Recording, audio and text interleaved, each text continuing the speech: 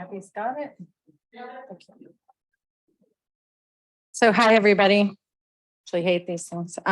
So welcome to the Epi and Evaluation Practice Career Speaker Series, which is a mouthful. This is our second speaker that we're hosting here, the second session of speakers we're hosting here. And really glad that you could all make it. And I'm really excited about the speaker today because I've known her for 25 years, I think. And she's got a very interesting job now and an interesting and, like many of us, bit of a strange path to where she got to. But I think we've set aside a little bit more time today, so we'll have time to ask her questions about how and why she made the choices she did. And the whole point of this is so that you have a chance to think about careers after you finish your degrees. And maybe this is a career, this is a kind of job that you might be interested in. So just going to go through a couple of slides. Those of you who are here last time might have seen some of these. As I said, this is the second presentation in our speaker series. We have 3 speakers that are planned for May 3rd from CDC, the New School at NYU, and from National Center for Environmental Health, ATSDR. Sorry, lots of mouthfuls.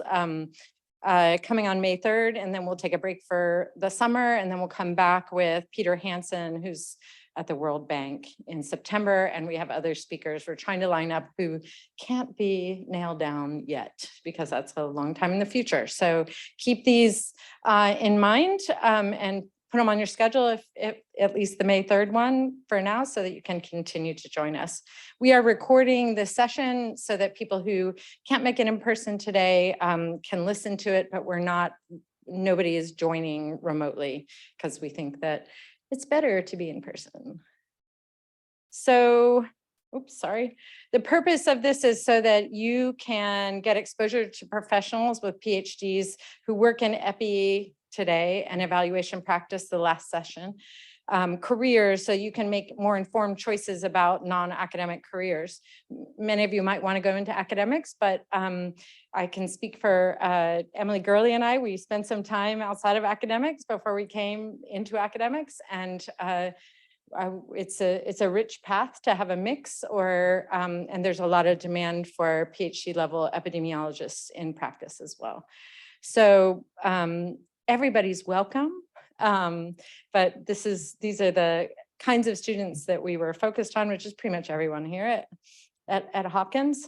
Emily and I lead this series, and we're with International Health, and I have a joint appointment with EPI, and Emily's from the EPI department, and we're funded by the vice provost with a little $5,000 particular funder amount, so that we can see how much interest there is here and get you some exposure. And the International Health Department's kicking in a little bit of money to help as well.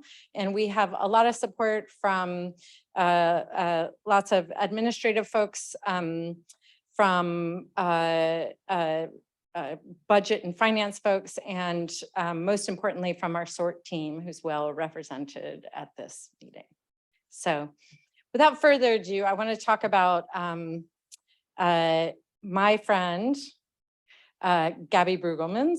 Dr. Breugelmans has a PhD here from Hopkins and an MPH as well. And she's now Director of Epidemiology for the Coalition for Epidemic Preparedness Innovations, or CEPI. You may have heard of CEPI just a tad during the COVID epidemic in the early days especially, but they were a very important force for research and innovation around COVID vaccines and other innovations during the time. Dr. Breugelmans is a global health expert and a field epidemiologist with infectious disease expertise and vaccinology expertise. She's focused most of her work in low-income settings, and she has 20 years of work experience, including in the public and private sectors. She has in-depth knowledge of research study designs and implementation of vaccine-related epidemiological and clinical studies in low and middle income countries, and a lot more you'll hear about in just a minute. She's interested in clinical trial designs, pharmacovigilance, pharmacoepidemiology, epidemiological implementation issues related to the introduction of and access to new and improved medical interventions in low and middle income countries. And she speaks English, French, German, and Dutch. She's from the Netherlands, and one time she started speaking to me in Dutch, not even realize she was speaking to me in Dutch. And I said, Gabby, I can't understand Dutch. She has a wide range of experiences and areas of expertise. And so I'm excited to, in a moment, to hand over the podium to her. She's going to speak for a little while here and show some slides related to her current position, which we thought you'd be interested in. I'm interested in too. And then she'll probably, if she feels compelled, sit down here and talk a little bit more about her path. And then we'll open it up for some questions.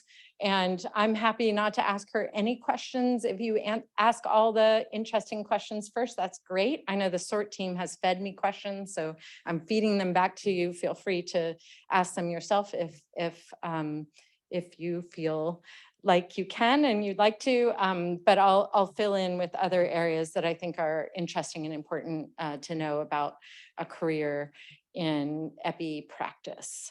So don't forget to stay for the food afterwards, and it's in 10:30, which is right here, not in the gallery. It has changed locations to, I think it's called Anna Bezier, 10:30. So we will probably be in here until about 5. So we will have plenty of time for questions. So save them up while she's talking, and we'll go from there. So I think that is my last slide. Yep. So if you have any suggestions or comments about this series, feel free to email me or anyone in SORT. And with that, I'm going to hand it over to my friend Gabby after I stop share. And I come over here, and I think you need to share here. This one, right? Yeah. Take it away, Gabby. Thank you. Welcome, everyone. Really, really nice to be here. I think it's about 15 years ago that I last set foot in this building.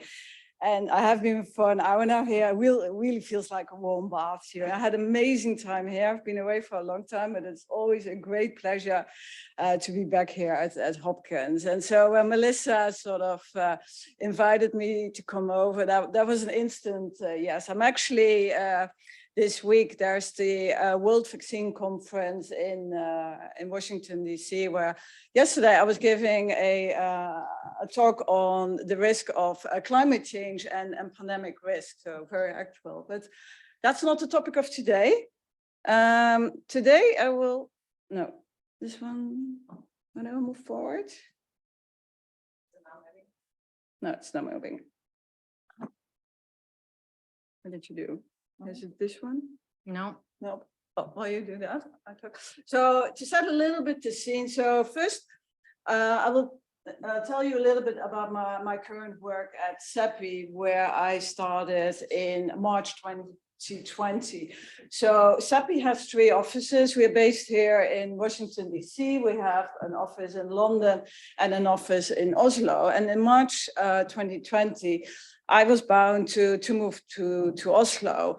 Literally 2 weeks on the job, everything closed down. So the head of the department told me, Gabrielle, you better move back to the Netherlands, as Melissa already mentioned. I'm Dutch. And then for the next 2 years, I was working from home in the Netherlands and have back-to-back Zooms and team meetings. And then 2 years ago, I actually made it back to Oslo. So yeah, great. So I don't know how much you know about CEPI. Yeah, I like to walk around, so And it should have actually been. So CEPI was actually created back in 2017 following that devastating Ebola outbreak that actually Malaysia, I just found out, had participated to in Sierra Leone. So as we all know, that caused a lot of deaths, more than 11,000 deaths. And part of the reason also at that time, there was no vaccine available that we could sort of immediately implement during the outbreak to curb the outbreak. And that's why it led to such an amount of lives lost. So, so in addition to in response to the Ebola outbreak, it was really also sort of created to a well-recognized fact that there is actually a market failure for diseases with epidemic and pandemic potential, but that just do not show up in high-income countries like the Lassa fevers, the chikungunyas, the Nipah outbreaks.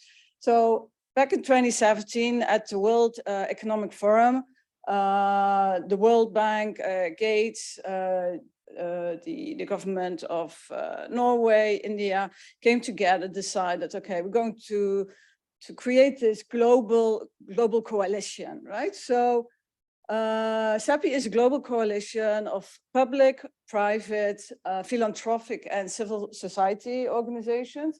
And really, our vision is to really have a world where pandemics are no longer a threat to humanity. So, and it's our principal mission is the development of vaccines and other biological countermeasures. Think about monoclonal antibodies against epidemic and pandemic threats so that they can be accessible to all people that are affected by those diseases. So we have quite a few, we call them priority pathogens in our portfolio.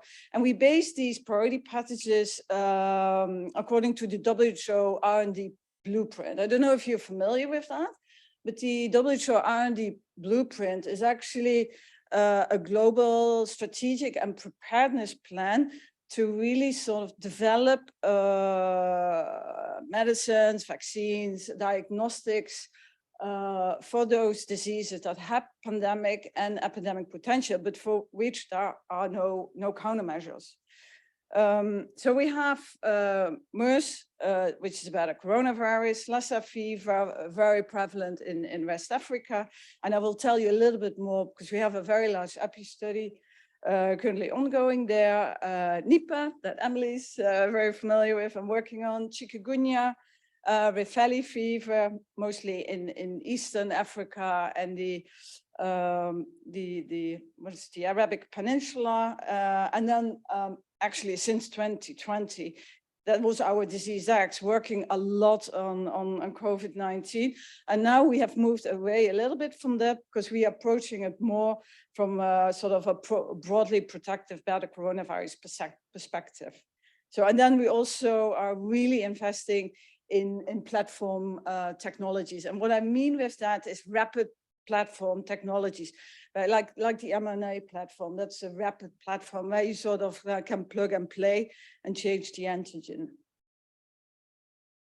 So one of the things that we have in our portfolio is really preparing for that next disease acts, because we know as epidemiologists, we all know that a next pandemic unfortunately will come. It's just a matter of time.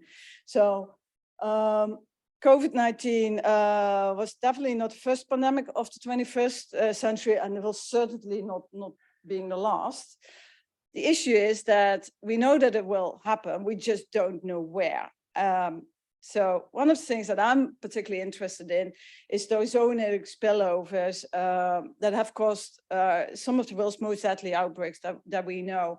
And so during my talk yesterday, I was really focusing on how can we get better prepared, data prepared on early warning, because one of the things is we need to get an earlier credible signal so that we are not even at the start of the epidemic curve, so that we can sort of curb, like, what's the word, really, when it hasn't taken off yet, we can curb it at that time. So one thing is that I would like to bring your attention to, a little bit of promotion, is by my colleague, Kate Calland. She's a well-renowned journalist. Previously, she was with Reuters. And recently, she published a book on disease X. And it's really, she's now a medical writer at CEPI. And she really sort of discussed a lot with us internally, what it was, you know, during the COVID outbreak, but also with other stakeholders, like how did you in the end develop sort of the COVAX initiative, right, that we collaborated on with WHO and with Gavi. So I think it's a very actual account of what happened over the last 3 years. And I think also the last chapter is actually very interesting because it's a message of hope, because it sets like in 2027 when there is a new disease X, and sort of, and then it shows that we were able to fight the pandemic, so we were better prepared. But unfortunately, we're not there yet. So very briefly, just what is CEPI doing particularly? How do we fight that new disease X pandemic? So I think you all, it keeps on going, I can't change it. So, so it's like, but when you see like, look at typhoid fever, how long it took to develop a vaccine to, you know, COVID-19 vaccines, 326 days.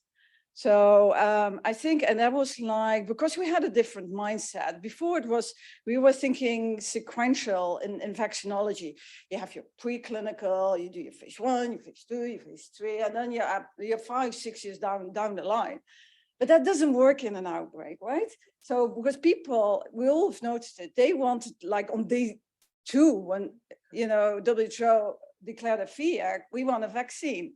So a lot of thinking needs to go in there, like what can we do different from an ecosystem, but also these rapid response platforms. So that's why I think our CEO, Richard Hatchett, I think one evening he was sitting with Jeremy Farrar, who used to be the CEO of the Wellcome Trust, which is a philanthropic organization in the UK, who is also funding CEPI. They were sitting together and like, how can we do this different? So they came up with this, initially we call it a moonshot goal. Right now it's an aspirational goal, really to develop a vaccine in 100 days. What do we mean with that? So for us, the timeline starts clicking when the day that you have your sort of an unknown pathogen, you have your sequence. So you know what you're talking about. And then 100 days that we have investigational clinical material ready so that we can sort of put a jab into people's arms. So that's our ambition aim. And right now this aim has been taken up by G7 and by the G20. And so now we need to make this happen. And that comes down to me at the operational level. So just a little bit like what I mentioned before, like before traditional vaccine development timelines, more than 5 years, a lot of clinical research, particularly the phase 3 pivotal clinical trials where you assess immunogenicity, efficacy. It takes a long time and they're very expensive, like particularly for COVID-19 vaccines. You think about a development plan of $200 to $400 million. It's a lot of money. And then the filing and the review and the whole manufacturing. Actually, one of the things is when I came into CEPI, I had very limited understanding of the whole manufacturing chain. Never heard of CMC, which is controls manufacturing and chemistry. Totally new environment for me. But all these pieces, you need to compress that to make that 100 days. So COVID-19, we were at 326. We want to bring that to 100, but then we have the first 100 days and our second 100 days. That means you need to start doing a lot before the null time. So you need to prepare. And yesterday I really made a plea, like it's to the industry and to our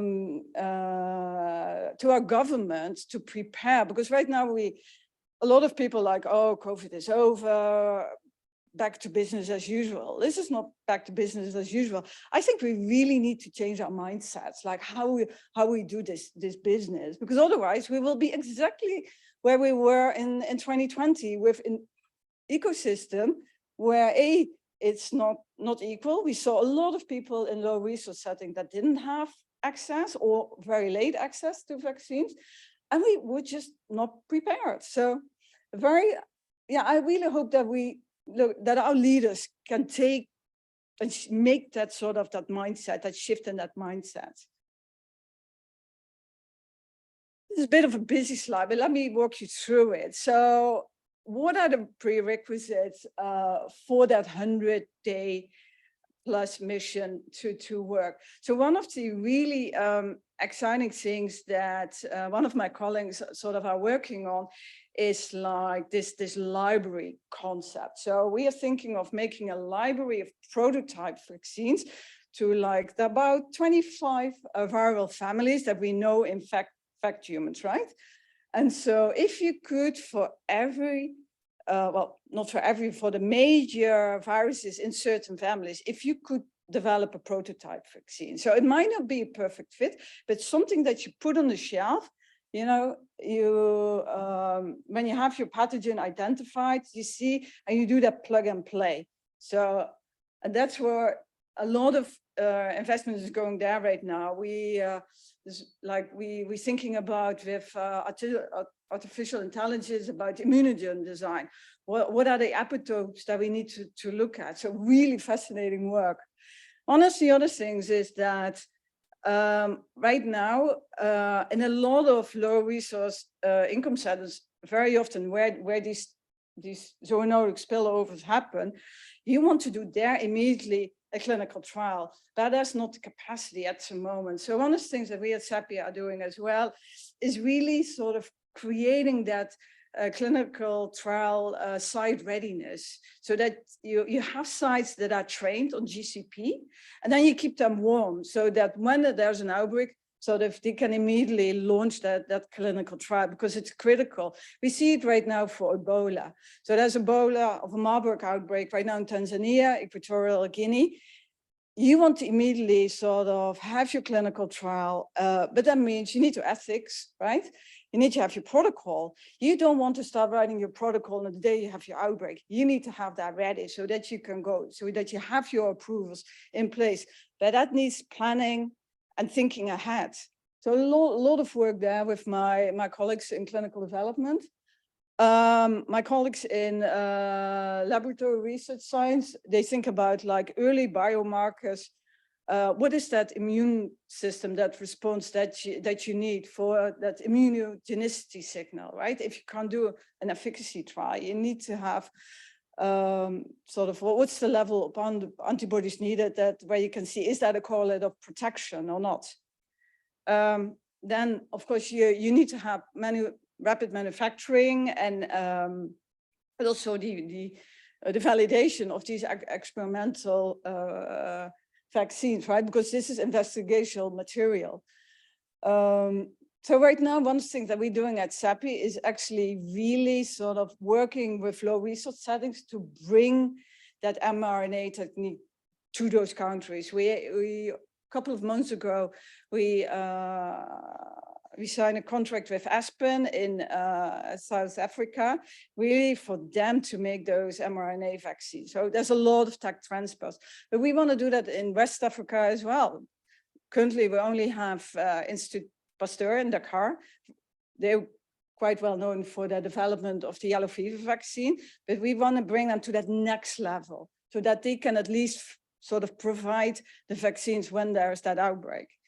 And then also, and this is where one of the things that I'm really interested in, also as an epidemiologist, is really to use that global sort of that early warning. How can we get better and earlier information about potential outbreaks that might cause the next pandemic? And I was talking with Melissa earlier. One of the major issues we see right now in the world is like all these different systems right now. None of them talk to each other. So you have the human side and there's the animal side, completely separated. We need to start sort of talking to each other, and we need to have data standards, right? And the interoperability. I think that's crucial for us to prepare for the next pandemic. So what I'm doing and the department that I'm heading at CEPI. So where do we fit? I put the organogram in there, just for you an understanding a little bit where we sit. So the EPI department sits in the R&D department of CEPI, working very closely together with our clinical development folks, project management. It's really nice to have project managers, you know, to follow the projects. You don't have to do that anymore when you're at CEPI. It's very, very nice. We have our laboratory network and global regulatory affairs. When you're in vaccinology, regulatory affairs is super important, because in the end of the day, you need to get your approval from the regulatory authorities, like the stringent regulatory authorities, like the FDA, the EMA, etc.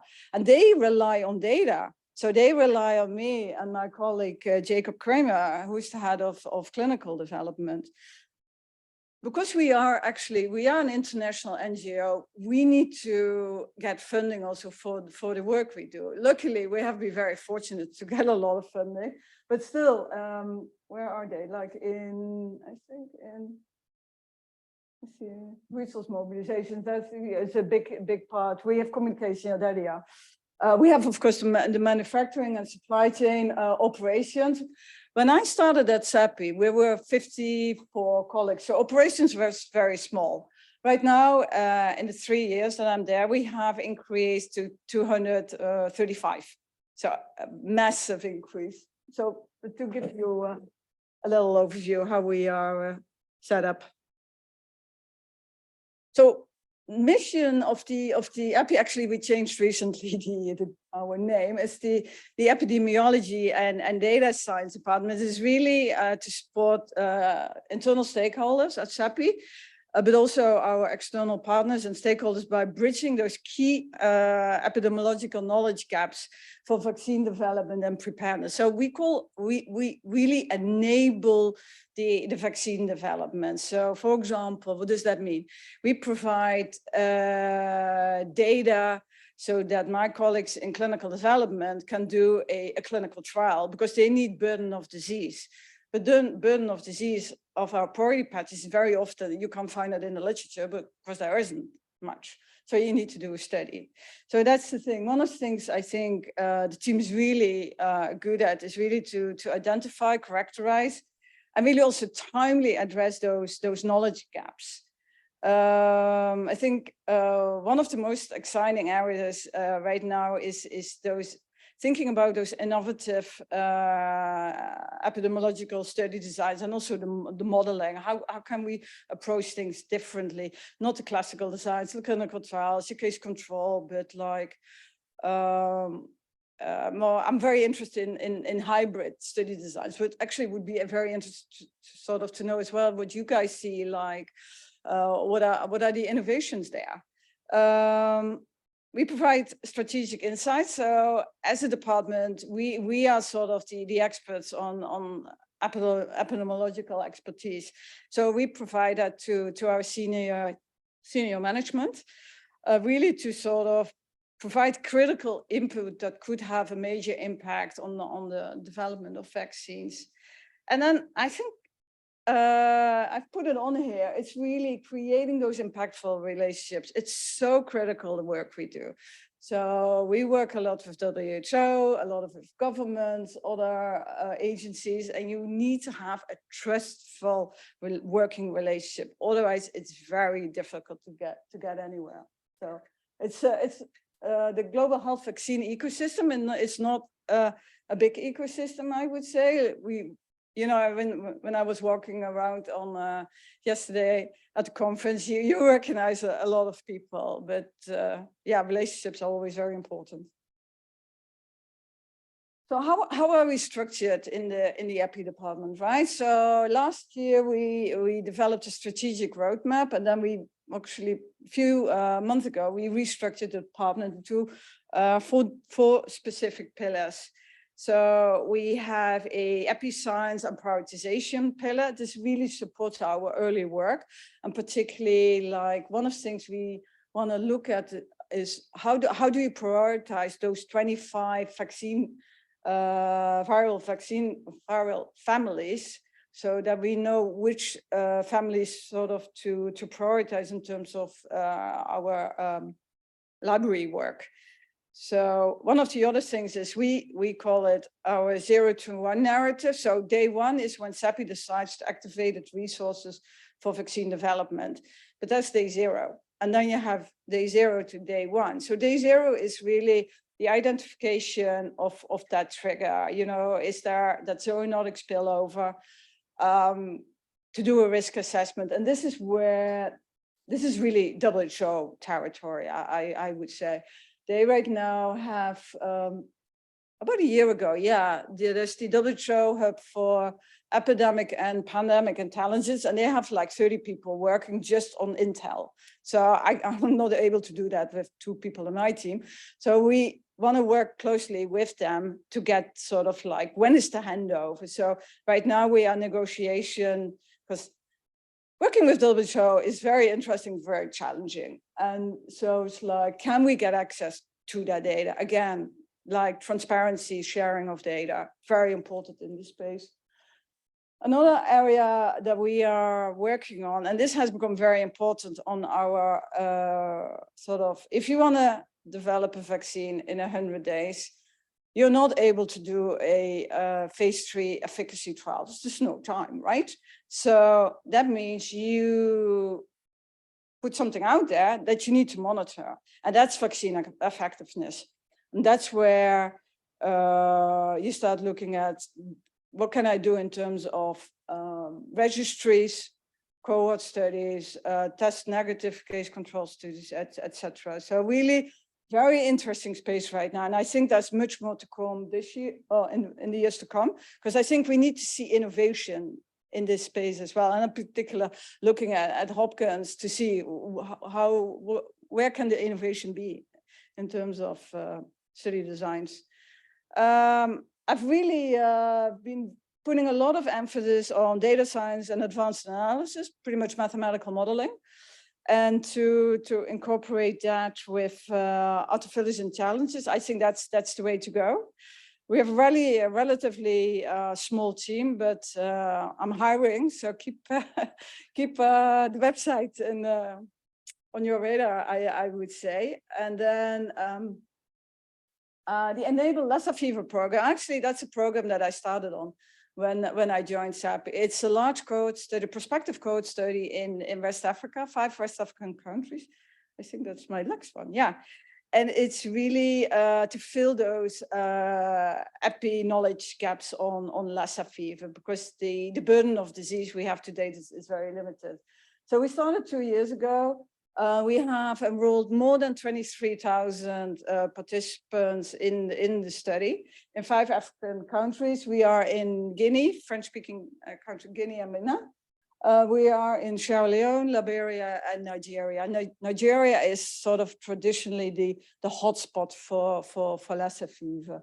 And one of the things right now is that IAVI, who has a Lassa fever vaccine currently in phase 1, they need to move into the field. So we're working very closely with vaccine developers to give them that necessary data, because doing a clinical trial of more than 20,000 people, it's a very heavy lift. So, but I'm super excited about this study. We just published actually in PLOS ONE the protocol, so that like a week ago that was published, if you're interested. So the reference is there. So very classical primary study objective, to estimate the age and sex stratified incidence of disease and infection due to Lassa fever virus.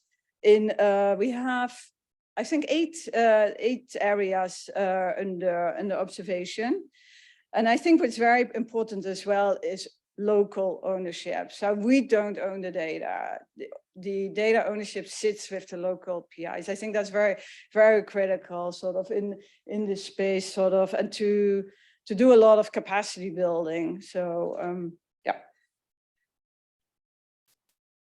Another exciting topic that we are working on is, this is with the UC Davis in California, is spillover project, really to improve the virus risk ranking to better anticipate that disease X emergence in humans, and then to target mitigation measures. What is this? Is actually, this is a web-based application where it's right now in its I don't think it's like active right now. It's like it's still under the old model, but like eventually what we like to create is an accessible ranking for everyone in the world to access. Like, okay, what are sort of the viruses are most likely to cause that next pandemic.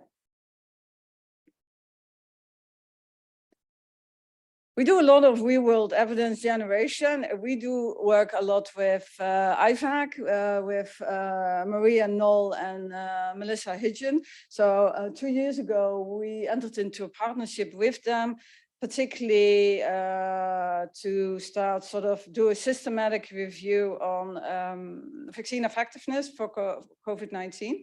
We want to sort of do this also for the other priority pathogens in our portfolio. And last year we rolled out 2 vaccine effectiveness world for what was it, for 2 protein-based vaccines in sub-Saharan, no, one in sub-Saharan Africa. We're doing a project in Zimbabwe, and another project in the Philippines, because we realized, particularly for the protein-based vaccines, there were extremely limited data available. Everyone was focusing on the BioNTechs, the Modernas, AstraZeneca, but not on these other vaccines. Oh, this is, let me click this through. Yeah, one of the things is also, as I already mentioned, like vaccine effectiveness with 100 days, it becomes much more important. So this is really a strategic focus for me right now, really to create that space as well. So if you're interested in vaccine effectiveness, this is also an area where probably I will have some positions available in the coming years. So, and on the modeling, just very briefly, we do a lot of modeling. The moment we hired a mathematical modeler, she has been super busy. We are hiring now 2 additional people, because it's whether we get a lot of questions on estimating burden of disease globally, but at country level, particularly for chikungunya right now. There's currently a big outbreak in Paraguay. So we're supporting the Ministry of Health in Paraguay with that.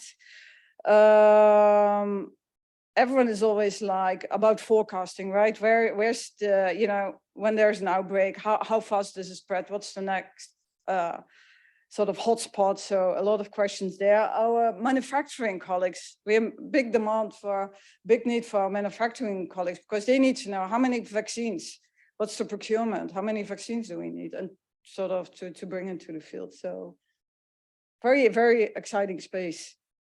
And maybe I will move to my next, because this is just this slide. You will recognize. You can just use one of these if you want. Yeah. So yeah, back to 2002. So I hadn't expected to be. Give you some water. Yeah. I'm gonna give her like 30 seconds. Yeah. Yeah.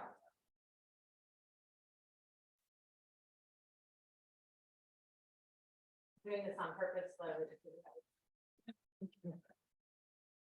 Yeah, so back in 2002, that was great. at the same time. Still feels like yesterday, but it isn't. It's 20 years ago.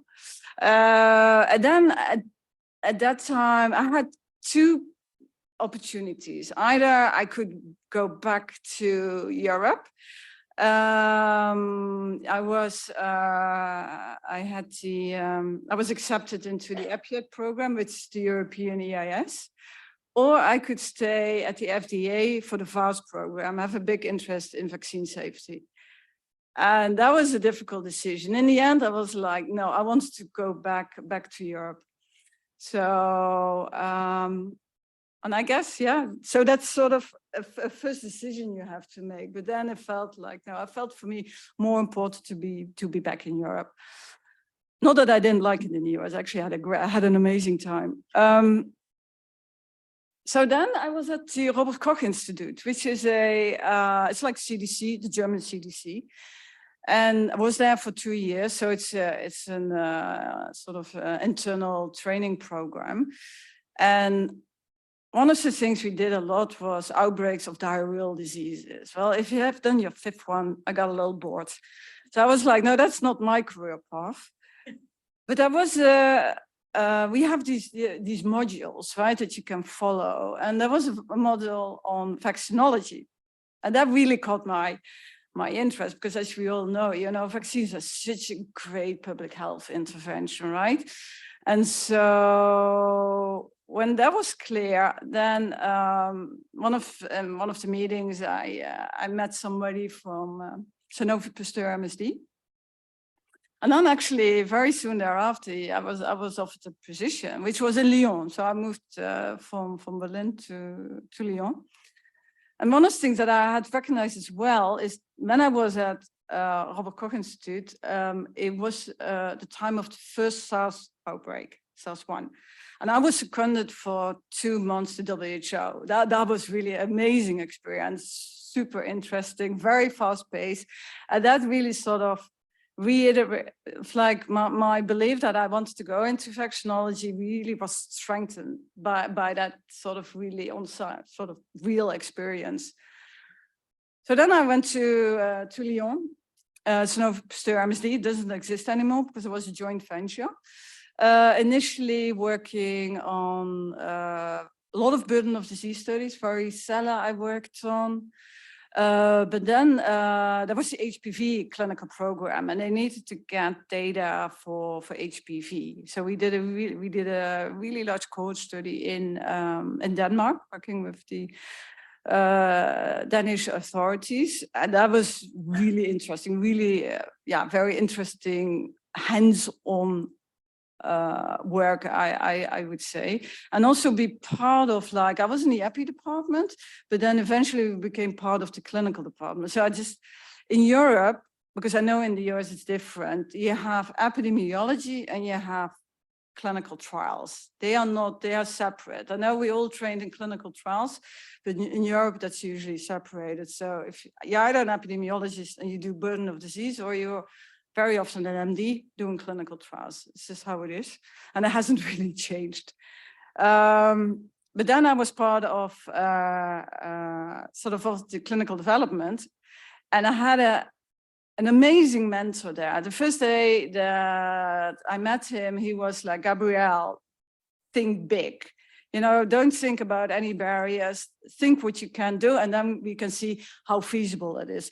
And I've always remembered that. Unfortunately, he passed away very suddenly last year, but throughout my entire career, I would always reach out to him. Like, it was Mike Watson. He was at Sanofi and Campus for a while. I was like, what do you think? What should I do? He was always very strategic, high level, like, no, have you thought about this? Have you thought about that? So if you're out there, always, I tell my team as well, get a mentor, somebody who can sort of spar ideas with. So one of the things that I missed when I was at Sanofi, was like, great, doing a lot of studies, but it was all high income countries. And I felt like I need to get my hands dirty, right? As an epidemiologist. So I wanted to go to the field. And then I went to, when was that? And 2007, 2012. So, you know, now a decent amount of experience in vaccinology under my belt. I was like, okay, I want to do that now, looking at sort of vaccine studies in the field. So I moved to this small NGO. So people always say also, because I went from the public to the private, and then I went to the NGO. A lot of people always think, oh, you will never go back. I don't necessarily agree with that. You can go, but it's like what you want.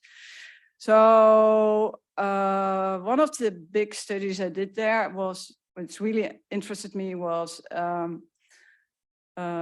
in West Africa. You have a lot of mass vaccination campaigns for yellow fever.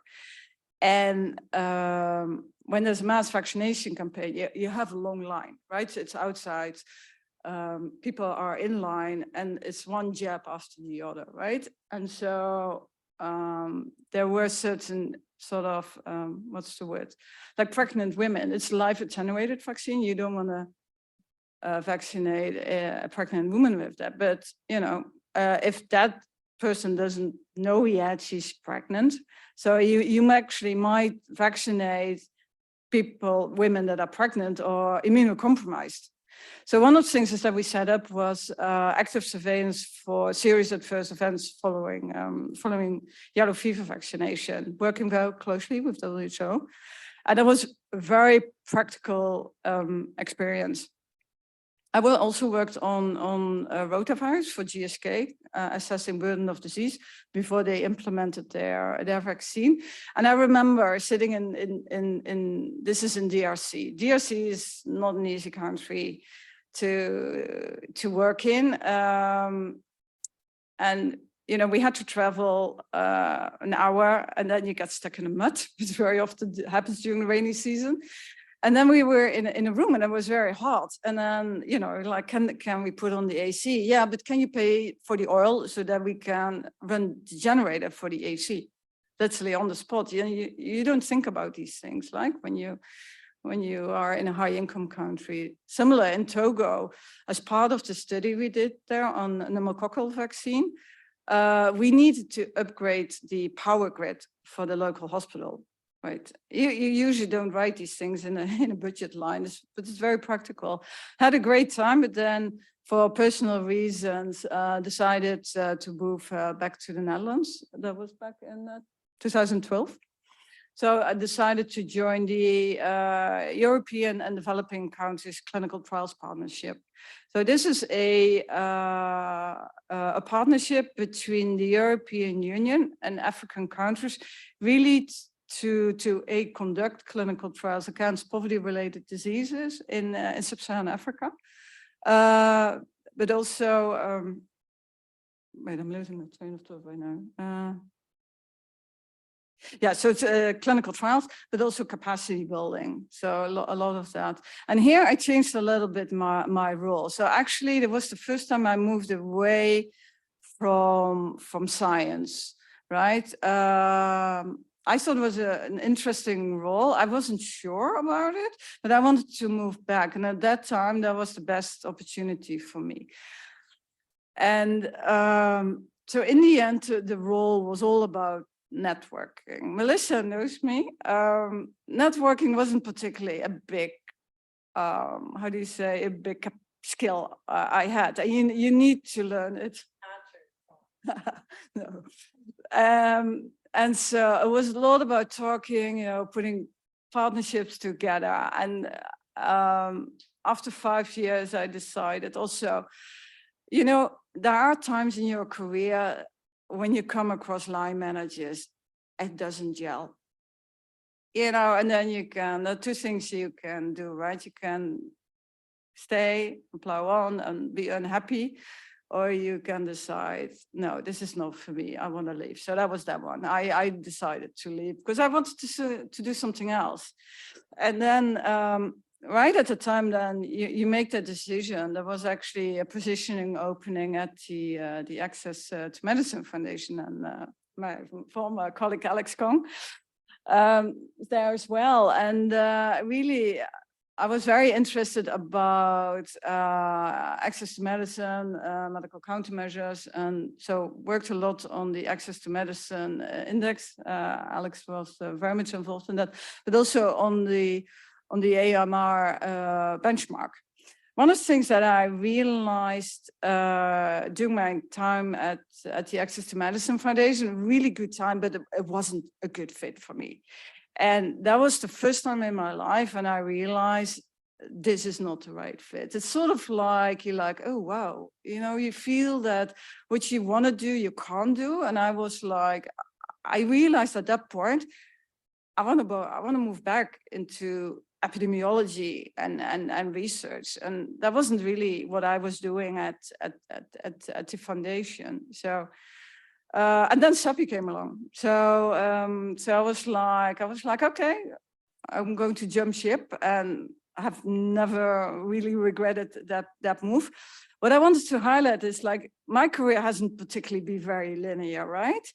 But there were opportunities, and you need to take those opportunities. And you think, like, when I was at EDCTP, I was like, where is this going? But now, 20 years after, now my work at CEPI, I realized the first 10 years of my career, I really got sort of that expert knowledge in epidemiology, vaccinology, right? So I'm expert in my field. And then the last 10 years, I haven't sort of been doing more soft skills, maybe more partnership building, networking, getting the ecosystem, etc. And I realized only now that I'm CEPI that from every position I had during my 20 years, I can capitalize on a certain experience during that time. But it's really funny because you only recognize that now. We were talking about that earlier today. So that's the thing. It's not linear. I think I have two other slides. Yeah. So just a quote. It's not linear. You know, I think most of my colleagues in CEPI, they have very non-linear career paths. And I think it's really, when you see an opportunity, when it feels good, you really trust your gut instincts, go for it, I would say. And then my last slide. This is really, I recently had my birthday, and a friend of mine gave me this book. I don't know if you know it, Charlie McCasey. It might be British, I don't know. Anyway, so be curious. I mean, being doctoral students here at Hopkins, I know you're all curious. Don't lose that, because, you know, it's like really. Can you read that for them? Yeah, so most of the old moles I know wish they had listened less to their fears and more to their dreams. And that's what I want to leave you here today, because it's so true. I have nothing to add to that. I think that's it. So.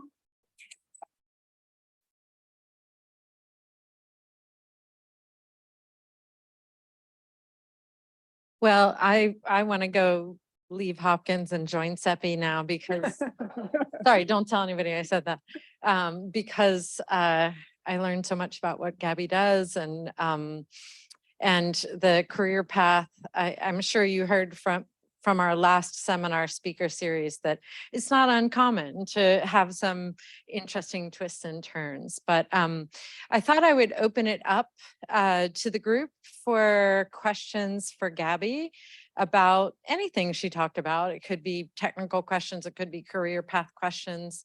Yeah, I'm gonna hand this out and then pass it to the next person. Hi, thank you so much for such an awesome presentation. I really, really appreciate hearing about CEPI, but also your life journey. And I think one of my questions, and by the way, I'm Bettina, I'm a PhD student who's graduating in June. How did you come about all these different opportunities?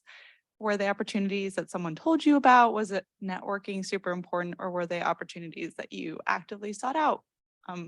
Just as someone who is starting the finding a job process, like what is the best way to go about finding those? Yeah, no, happy you mentioned that. So I think for EPIA, there was something I actively sought. I knew that EAS in the US would be very difficult for non-Americans. So I felt like, what are the opportunities? So that was something I really actively sought after. On the first job, that was because I knew someone who was also a doctoral student here. So personal connection. When I moved to Sanofi, it was because I met someone during one of those modules, and I just had a question. So asking questions always is a good one. And EDCTP, I really looked. I wanted to move back to the Netherlands, and then and then that opportunity, I saw the job ad. I'm like, oh, looks interesting. Access actually was because a colleague at EDCTP forwarded me the job description on Access. So that was interesting. So, and then CEPI, I was headhunted, and I was in the beginning, Norway. So the Netherlands is like quite north, but not that north. And then, but anything above the Netherlands is really in the Nordic countries. You think it's cold, it's snow. I don't want to go there. So I remember putting it aside. And then the headhunter was very persistent because he had seen my profile on LinkedIn. I think also having an active profile on LinkedIn helped. And then 2 months later, there was that switch, and I'm like, and then I said, yeah, why not? Send me the job description. So it's a combination. Yeah. Awesome. Thank you. Who else has a question? Go ahead and pass it over. Here, I can.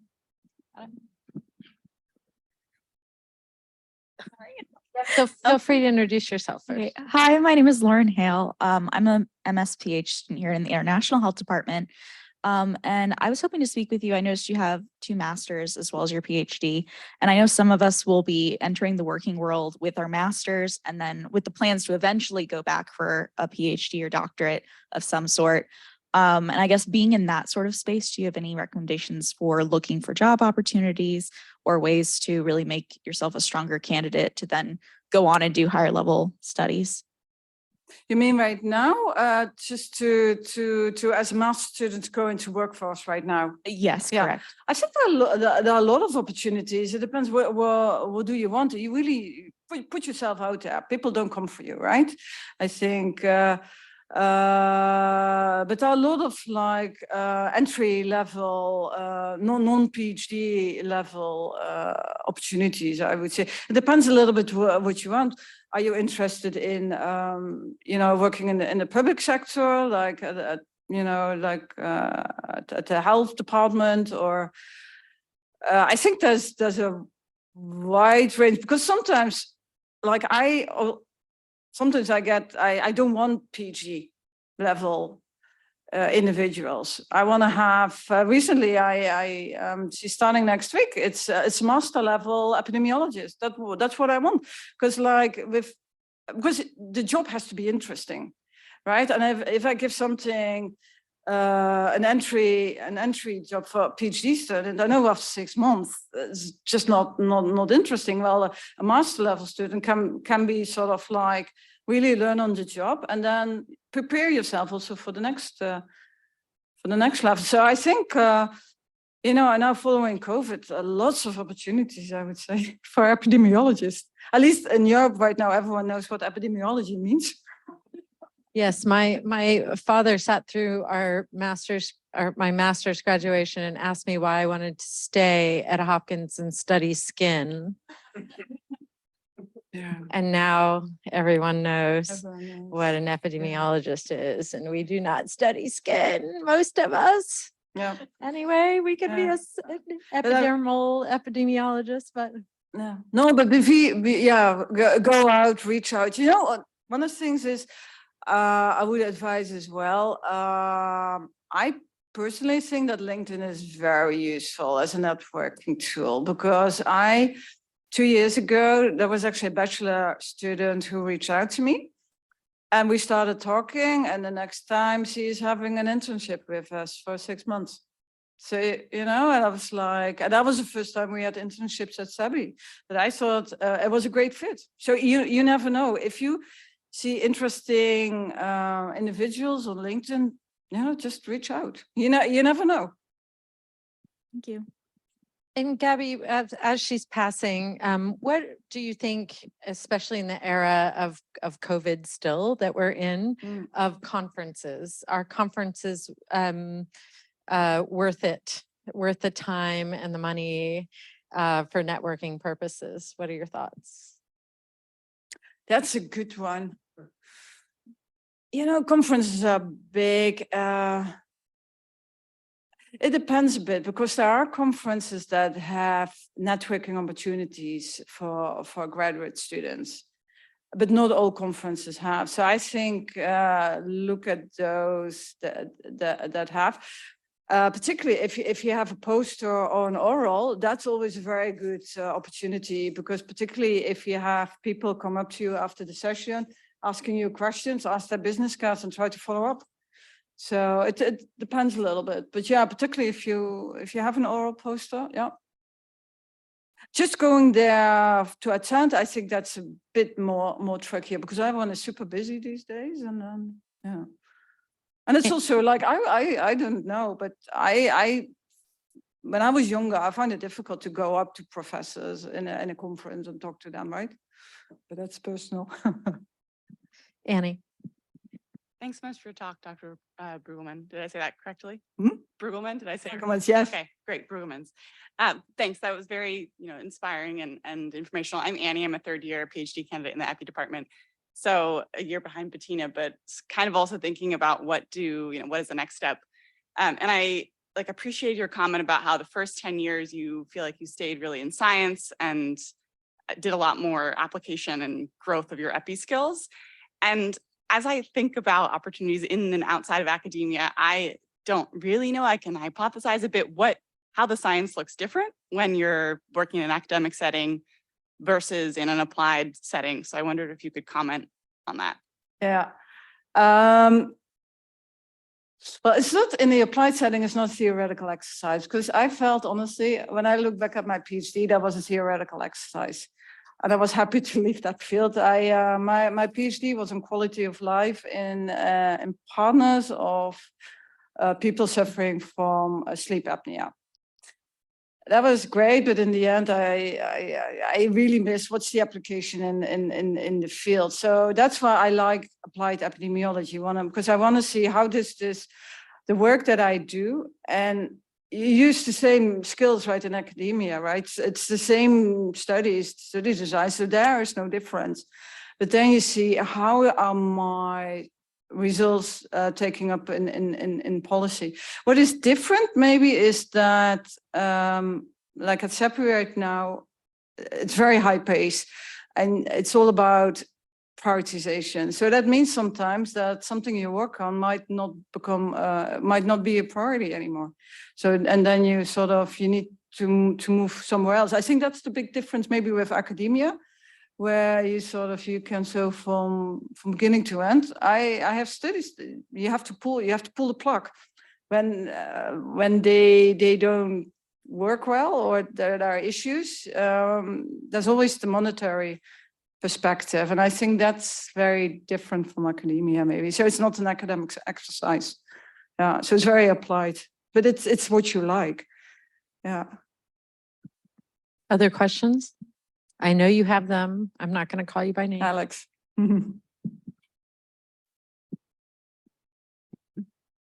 Thanks for the pass. Thanks. I'll shift a little bit in an area that you won't be surprised I'm asking about. But I'm curious, since CEPI was kind of more nascent and then the pandemic happened and there was just this explosion of funds and projects, how you've seen attention to access kind of shift over that lifespan, especially seeing how COVAX in some cases did or didn't work that well. And then you personally in your role, if you found that you're applying some of what you developed expertise in from the foundation, but also like EDC, TP to look at things like access and capacity building in your current job. Yeah, thanks, Alex. Knew you were going to ask a question and I forgot. I think, Yeah, you know, COVAX, we all know that on the equitable access part, we didn't do a good job, very unfortunately. So one of the things right now is that I think that CEPI is taking a much more, has a direct role. So when we work a lot with developers, so that means if they want to partner with us, get funding from us, there are very specific access clauses in the contracts, much more specific as they used to be.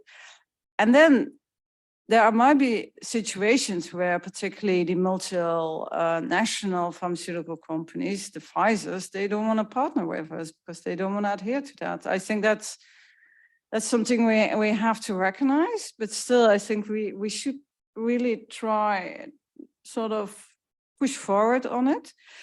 One of the things is that particularly we realized that on the, as you know, the manufacturing and the supply chain system, we noticed that there was a big, like, it was very fragile and limited during the COVID-19 pandemic. So one of the things is that we are actively involved in is really bringing the manufacturing to low resource settings. You know, that those countries are no longer dependent on whatever behavior high income countries do. So I think that's an active step there where we're working with the African Development Bank, the African CDC, etc.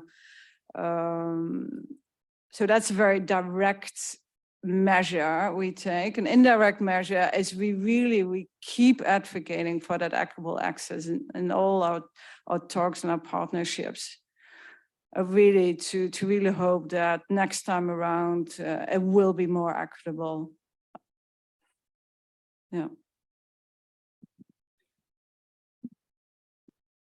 Oh, and one of the things is, Alex, just one of the things that I really took away when I was at the Access to Medicine, you know, you have to start thinking about access early on, late phase 1, phase 2. My colleagues hadn't really thought about that. So that's something really sort of a practical issue that I took with me from Access, and that's now being incorporated. Yeah. Hi, thank you so much. My name is Megan. I'm in the MPH program. And I also had a follow-up technical question. For the past years, I've been working on the IAVI Lassa vaccine at a trial site here in the US. And I was curious in terms of thinking about trial design.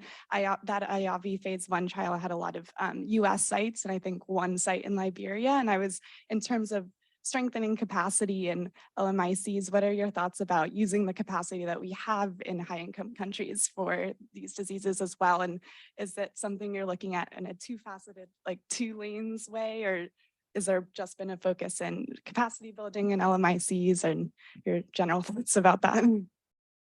So your question is about capacity building in low resource setting, or like doing phase 1 and 2 trials in HICs, high income countries? Oh, okay. Yeah. When I was at EDCTP, so traditionally phase 1 clinical studies are not done in low resource settings, which I think is outrageous, because that's why your population is where eventually you want to deploy your vaccine. I understand from a pharmaceutical perspective, pharma developer perspective, they want to do it in the US because you have to set up But still, I think I would love to move away from that paradigm and have discussions with Scotty about that. And then, yeah, there are more challenges in doing a phase 1, phase 2 study designs in low resource setting, because very, very often if a site doesn't get funding, your staff moves away, and with that, the capacity you build. So we really look at like how can, big question is how can we keep these sites warm in terms of sustainability? You know, you want to sort of like GCP. We are right now one of the things is that we did with the Enable study is really already start providing capacity to the sites where probably the Lassa fever trials will be conducted. So this is a long-term investment. We started back in 2019. EAVI only will move into Nigeria, Liberia, 2024. So, but I think as well, it's like Melissa and I were talking about that, like you want to retain the local staff. So, but it's a difficult question. And, but the more I think, because I think also, you know, particularly sort of like study staff, they need to have a reason to stay in their own countries and not come to, you know, European countries or the US. So, but it's a difficult question. Yeah. Thank you. Other questions? I have another one, but if anybody else has one. Yeah, if you have a question, just raise your hand. I'll give you the other mic. Yep, go ahead. You can start. Yep. Oh, okay. A question about vaccine effectiveness studies in terms of the 100 Days to Disease X plan. There was so much pushback, even just in the COVID pandemic, about rolling out a vaccine within a year, let alone 100 days. And so I think, you know, communications with the public and providing timely, you know, information, not only to the scientific community, but also communicating that to the public is going to be really important. And I would just love to hear your perspective on what that's going to look like moving forward in the future. This is an excellent question and a very difficult one. I think one of the things there is that, you know, I think our communication should be, because these are, and this is where I come back on the rapid response platforms that are already tested. So it's not that it's brand new, but you build already on something. Because I think I would agree with you, if you have a brand new vaccine in 100 days, that would scare me. So I think have already a lot of trials on platforms where you then sort of, the only thing sort of the plug and play where you change your antigen, but you know your platform, right? Like, and whether that's an mRNA platform or like a vector platform, like the ChAdOx, like it's the sort of the foundation already there, because then you know, like, how does it react? And I think in that regard, pharmacovigilance is super important and unfortunately still a very underfunded area. And I hope with the 100 days that we really can also sort of strengthen that area, because as we've seen, yeah, with the billions of doses, you know, of COVID-19, you know that there will be a rare signal. It's just happening, right? So I think, yeah, communication is so critical. Yeah. Yes, thank you so much for such an enlightening conversation.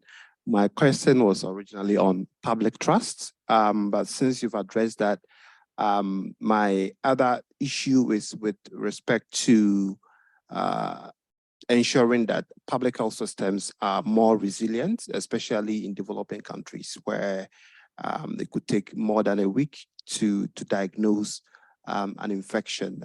So as we are trying to shorten the vaccine development time frame, what is the organization's stance in terms of strengthening capacity of health systems in order to detect emerging infections early for us to be able to deploy those vaccines?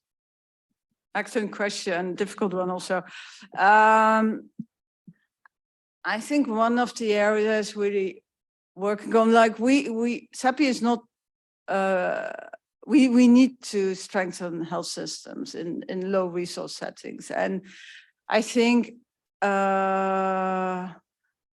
not only for early warning, but also sort of the healthcare system, right? So I think there we're working a lot with partners.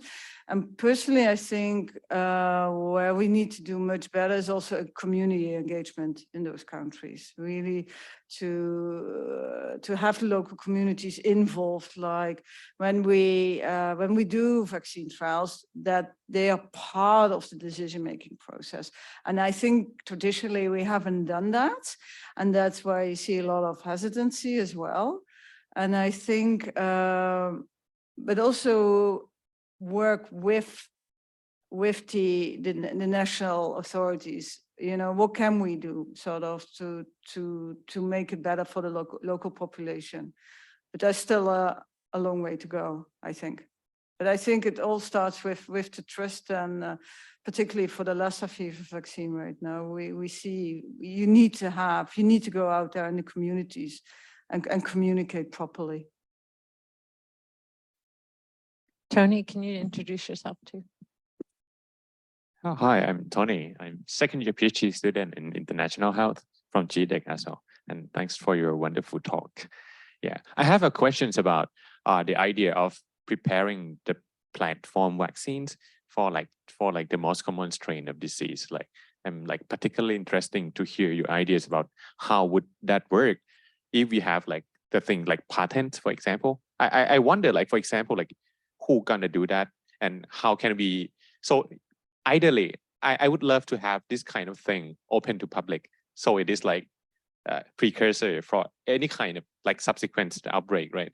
And that should be accessible by anyone, but I'm not sure whether that is like how that work, or are we moving toward that part? And because right now, like the patent for the vaccines, especially like belonging to the corporate, for example. Yeah, but I wonder like how can we make it come true, for example, like how can we prepare that kind of library for like precursor vaccines for like any kind of strain that we can maybe just take it and adapt, maybe trying to like build the vaccine appropriate for the new kind of outbreak afterwards, just like theoretically, or maybe the idea or the way moving forward. Yeah. Difficult one. CEPI doesn't own IP, so that always stays with the developers. But we have, as I mentioned, access clause in the contracts, and we also promote open science. So we want to, anything that we fund need to be published in an open science, like what's the word? Open access. Yeah, thank you, Emily. So, and yeah, and so, and those are difficult discussions on IP. You know, certain developers, they will accept, others won't. But I'm usually not involved in that. I try to stay away because these are difficult discussions. Yeah. It's like super interesting. Like ideally, we have that kind of like library for a common behavior of disease and like common strain and concern. Like if we have that kind of, you feel like you open the source codes and then people can adapt to the situation. But yeah. But it's kind of for me hard. Yeah, because like we don't have the drive to maybe don't have the drive trying to do that. Like I don't know. Yeah, no, and this is also, I think, the devil is in the detail, right? So I think last week we had an CEPI right retreat where we one of my colleagues sort of went more into details how this will look like, and then you start as, yeah, how does is it one library, is it more libraries, and you know, all these difficult questions to which we don't have an answer yet. Yeah. Any other question? I want to also, the science and all the CEPI stuff is super interesting, but also remember that we could ask her about careers and preparation for careers. No, this is all very interesting. I think everybody is enjoying the technical conversation, but just Emily. I don't want to take a chance from a student, but something that I know from my career and seeing your trajectory, you know, is also true. Every few years, you're moving countries and you're, you know, going to the next opportunity.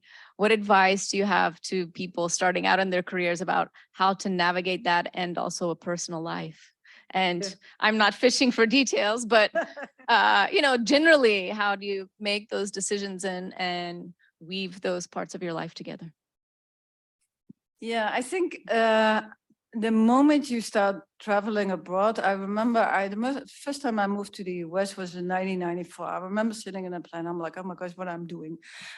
And that's the hardest one. And then every time, and I go for the opportunity. If the opportunity is in a particular country, you know, I've always felt I can adapt. So I've never seen that as a barrier. I went for the opportunity, and whether that's in Germany or France, and when you're there, you realize, no, maybe not. So I didn't want to stay in Germany. It wasn't my country. Great experience, and then moved to France. Loved it there, but then for personal reasons, yeah, moved back to the Netherlands. So, but yeah, I do agree. If you know, if yeah, a husband and children, they tag along. Well, so it does have an impact on your personal life. Absolutely, yeah. But I've never seen it as a barrier. Other questions? Yeah. It's like ready to apply for jobs, wants to know it all.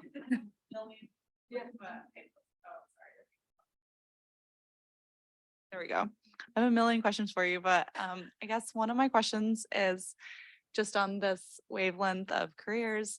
I know that you've lived here in the States and also lived in Europe. Would you mind just talking a little bit about like the pros and cons of both? And like, I know it's a very big question, but I'm considering both. So I'm just curious, like, what your thoughts are on that topic. Yeah, be very open-minded. So I see it as an adventure. Things will be different everywhere you go, and you're like, oh, do they do it like this, right? And you know, when you go to a new country, there's the excitement, and then there will always be a phase where you don't know the language yet, you don't know everyone, where it is difficult.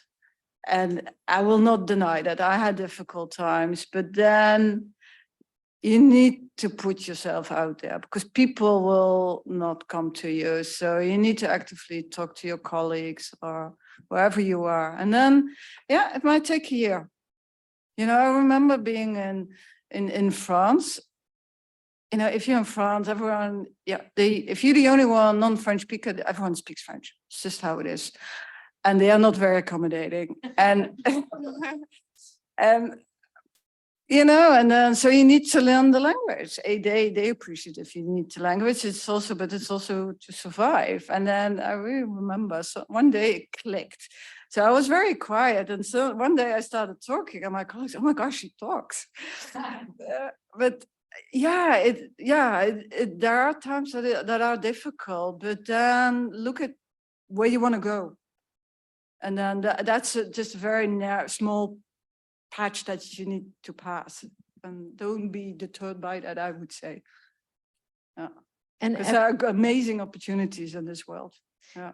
And Gabby, earlier in our conversation, we talked about, you know, changing jobs and some sort of spark that when you get a new job. Yeah. Can you talk a little bit about, I mean, we all don't want to change jobs every 2 years because that's, you know, hard to move around. But remember, you and I talked a little bit about the advantage of starting a new job. Yeah. Can you talk to them about that a little bit? Yeah, no, absolutely, will do.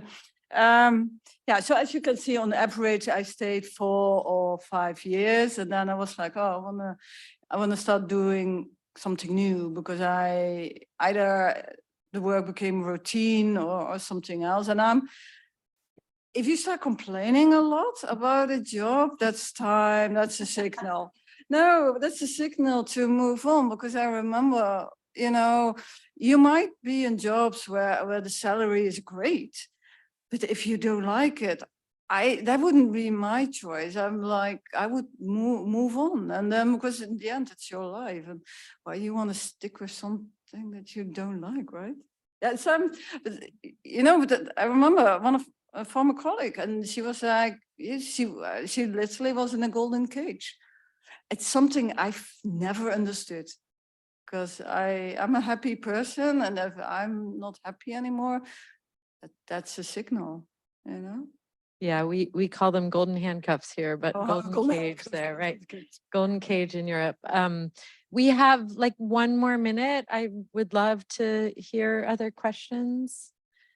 Okay, I'm going to give 1 more. Are there any recommendations you have for students interested in a career like you have at CEPI, about what classes they should take or any preparations you think they should make as a student for that kind of work, for epi practice work, and in particular CEPI, something at CEPI, anything you would recommend to them?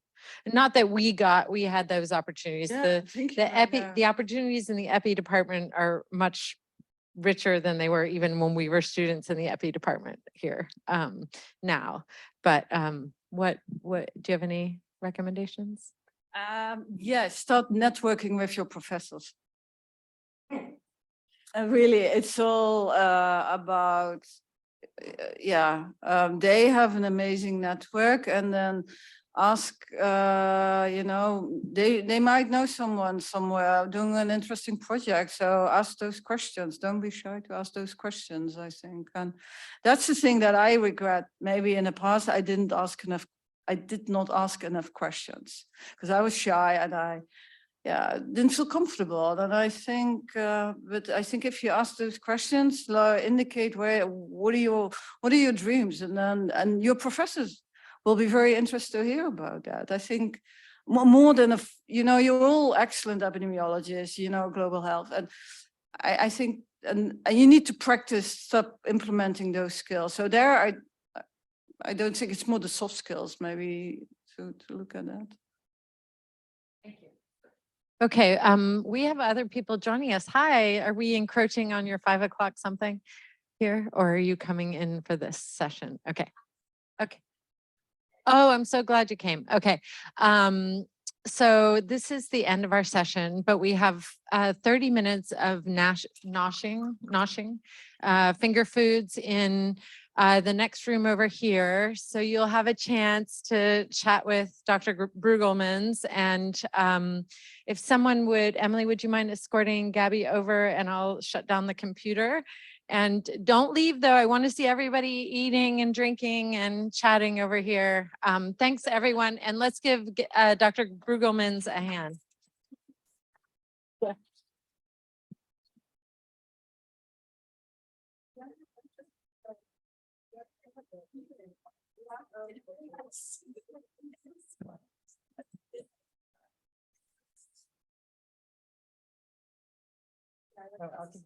Let me show you this down. I don't think such. Really? And I'm gonna give you this down here.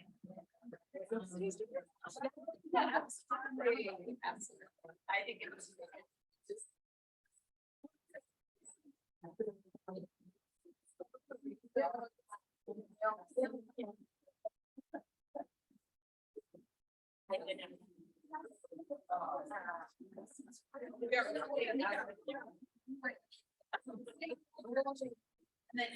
Nice to meet you. Okay, how are you? Fine, thanks. I'm supposed to come and see you. Aha. Yeah, I'm the. Thanks.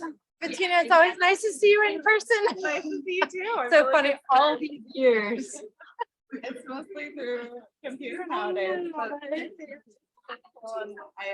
I was actually at the vaccine conference and I decided to come back today to see those. I'm so glad. Yeah. Thank you so much for Yeah, of coming. course. Yeah, I hope you'll get some snacks and. I'm actually starving. So Oh, good. I'm Okay. always been Good. tempted, but I would say. Yeah, great. Okay, well, you should, if you're interested at all in what she's doing, she's got positions, so Definitely check in with her. Yeah, Thanks for letting us up. I'm so glad you came. All right, are you going over to the reception as Yes, well? yes. Okay, so let me shut this down and then I'll come over. Okay, sure. Okay.